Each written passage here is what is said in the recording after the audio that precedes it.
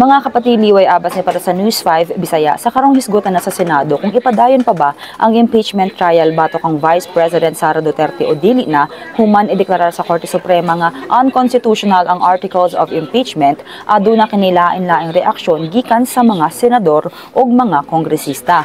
Para kang former Senator Coco Pimentel, dili pa kinahanglan nga magdesisyon ang Senado bahin sa impeachment trial batok ang Vice President Sara Duterte. Matud niya kinahanglan pa nga huluton sa Senado ang gipasang motion for reconsideration sa Kamara alang sa desisyon nga buhaton sa Korte Suprema. Ilabi na kung ang ilang lihok nakabase lang sa desisyon sa Korte. Gisuportahan usab ni Senator Ping Lacson kini. Ingon niya nga angay lamang nga huluton sa Senado ang resulta sa MR nga gisangat sa Kamara. Matud niya, nabasa niya ang maong MR ug miuyon siya kauban ng iyang legal staff ug ubang legal observers nga lig-on ug maayo ang argumento niini. Usa kini sa kakarason nganong angay tan-awon pag-usab sa Korte ang kaso. Pero para kang Senator Amy Marcos, dili na kinahanglan pang huluton sa Senado nga maresolba sa Korte ang gi-file nga MR sa Kamara aron hisgutan ang mga sunod pang lakang bahin sa impeachment trial laban kang VP Sara.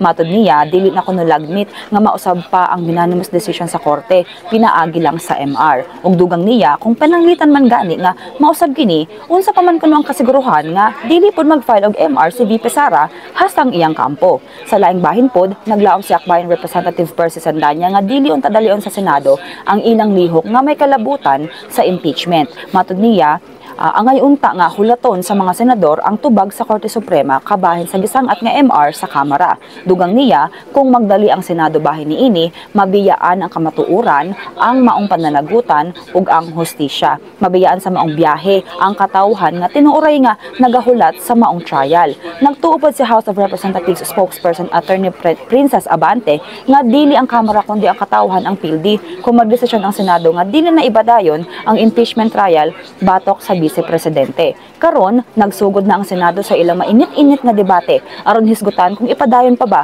ang impeachment o dili na. Kini sa lamang ang atong update, magpadayon lang sa pagbantay sa social media pages sa News 5 para saban pa mga balita ug update. Amping tang tanan.